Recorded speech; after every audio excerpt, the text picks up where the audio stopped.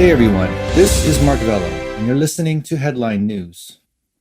U.S. Congressman, Biden should further demonstrate support for Taiwan to contain communist China. On Tuesday, April 13th, U.S. Representative Scott Perry said it is necessary for the Biden administration to take concrete steps to further demonstrate U.S. support for Taiwan and curb the aggressive actions of the CCP military. Perry made these comments in an interview with Voice of America. He said that the Chinese Communist Party is saber-rattling and flying into Taiwan's air defense identification zone at an unprecedented level. The U.S. needs to send a very clear signal to the CCP, Taiwan, and the world that the U.S. supports Taiwan. He suggested giving the president the flexibility to support Taiwan militarily by shortening the timeline requirements, diminishing reporting requirements, or making request requirements for additional military funding. In fact, he said other countries around the world now have such flexibility. Perry noted that experts differ on when or whether the CCP will violate Taiwan by force, but there is no doubt that the Chinese Communist Party's belligerent behavior in the Taiwan Strait and throughout the Indo-Pacific region is increasing. Perry argued that by remaining silent and absent in response to the CCP's provocations, the U.S. would be condoning and prompting it to take more action at every opportunity because it sees the U.S. as weak and inactive. The mistreatment of Hong Kong is a very recent example of this. Perry emphasized that the U.S.-Taiwan relationship is critical to the United States and the free world, affecting free and open shipping lanes in the Taiwan Strait, U.S. relations with Taiwan and other nearby allies, and even U.S. relations with allies around the world. Therefore, he noted that we should let people know in a meaningful way that the United States is reliable and that it will be with its allies. Perry said the pandemic has shown the United States and the world that the CCP is a brutal regime and a criminal organization that internally oppresses Chinese citizens, persecutes Uyghurs, forces Chinese women to be sterilized, forcibly removes organs from Falun Gong practitioners and prisoners of conscience, etc. Externally, it takes actions such as dumping fentanyl, taking non-reciprocal trade, stealing intellectual property, being belligerent to neighboring countries, and militarizing islands, etc. The CCP wants to rule the world.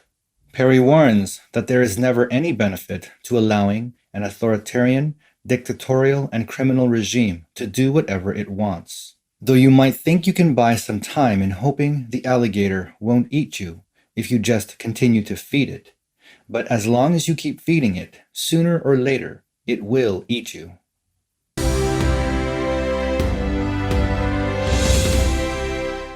Several U.S. lawmakers condemn the attackers of the Hong Kong Epoch Times printing press.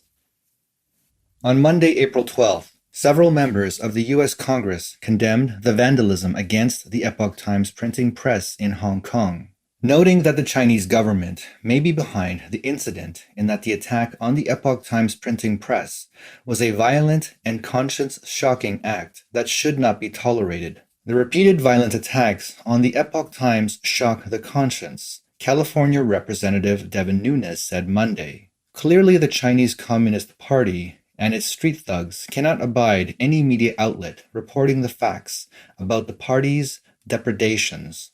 At a time when America's corporate media have adopted the self-righteous slogan, "Speak truth to power," the Epoch Times has the courage to actually do it, and they are paying a high price for sticking to their principles, Nunes said.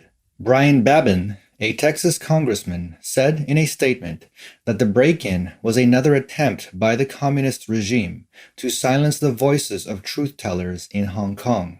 "I'm praying for my fellow freedom lovers living under the CCP's repressive regime," Babin added.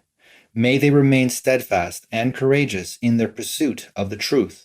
In the early hours of that day, 4 men wearing masks stormed into the Hong Kong Epoch Times printing press and smashed several printing machines and computers, and left with one computer. The incident caused serious damage to the Hong Kong Epoch Times printing press and forced it to suspend printing, triggering much condemnation from all walks of life. The Hong Kong Journalists Association issued a statement saying it condemns any acts of violence or vandalism against the media and demands that those involved stop the violence and that the police investigate and follow up seriously. The Hong Kong Internet Journalists Association also issued a statement strongly condemning the violence that maliciously targeted and intimidated the Hong Kong Epoch Times and all journalists. The incident is the second time that masked men vandalized the same Epoch Times printing press before fleeing during the 2019 demonstrations in Hong Kong. In July 2020, the Chinese Communist Party enforced the National Security Law, which suppresses human rights in Hong Kong. Following the enactment of the law, many Hong Kong pro-democracy activists, including Next Digital founder Lai Chi-ying, were detained on national security law charges, prompting continued condemnation of the CCP's practices. Scott Perry, a Pennsylvania Republican congressman, described the CCP's rule as a thugocracy that relies on intimidation, extortion, and violence to suppress freedom and those who strive for truth and self-government by consent. It would be no surprise if the CCP were behind such an attack, as they consistently seek to extinguish any light that exposes the dark sea of repression that keeps their illegitimate government afloat, Perry said in an emailed statement. Indiana Congressman Jim Banks described the attack as reprehensible. The freedom of the press in Hong Kong is under attack from the Chinese Communist Party, Banks said in a statement. After the attack on the printing press, Gu Siyu, a veteran Hong Kong pro-democracy activist who is facing another jail term, said he is still willing to buy a copy of the Epoch Times newspaper to show support. Gu Siyu said, "I hope that the Epoch Times becomes a progressive force on the world in promoting democracy, human rights, and the rule of law. They are already very brave. I hope they do even better by inspiring more in the world, acting as a beacon for people."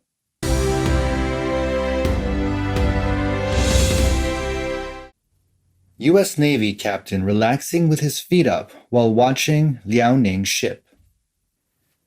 Recently, the situation in the Taiwan Strait and the South China Sea has been escalating. On April 11th, the U.S. Navy released a photo of the captain of the Burke-class guided missile destroyer USS Mustin DDG-89, putting his feet up while watching the Chinese aircraft carrier Liaoning. Analysis suggests that this shows that the U.S. military does not take the Liaoning's combat capabilities seriously. The photo broke the hearts of the pro-CCP fans. Today, on April 14th, the Chinese Communist Party's official media issued an article in response to the photo, which was forwarded by all major official media outlets, showing that the photo touched Beijing. The U.S. Navy released photos of a close surveillance of the Chinese Communist aircraft carrier Liaoning in the Philippine Sea on the 4th of this month on its official website, America's Navy. The photo shows the ship's captain, Commander Robert J. Briggs, seated in a chair with his feet up, looking at the Liaoning with Deputy Commander Richard D. Sly outside the helm. Not far away on the sea is the Chinese aircraft carrier Liaoning. At least 4 J-15s are parked on the deck, and the number 16 is clearly visible. Taiwan's central news agency quoted Lu Lishu, an instructor in the military discipline department of Taiwan's Naval Academy, as saying that the U.S. military disclosed the photo, representing that the U.S. is conducting cognitive warfare against the mainland, highlighting to the outside world that the Liaoning is not a threat to the U.S. military. Taiwan military expert Su Tzu-yun commented that the U.S. military deliberately released the photo of relaxed surveillance of the Chinese Communist military to indicate that the U.S. military does not take the Liaoning ship's combat capability seriously, which seems to be the hidden message of this photo. Su Tzu-yun also pointed out that it is worth noting that the mothership of a carrier strike group must have frigates on the left and right sides, because the carrier is a platform for aircraft and has limited combat capability on its own. If the aircraft carrier is exposed like the Liaoning is next to enemy ships, the threat level is quite high, which means that the Chinese Communist military's maneuvers must still be further strengthened. This concludes today's broadcast. Thank you for your time, and stay tuned for the next headline.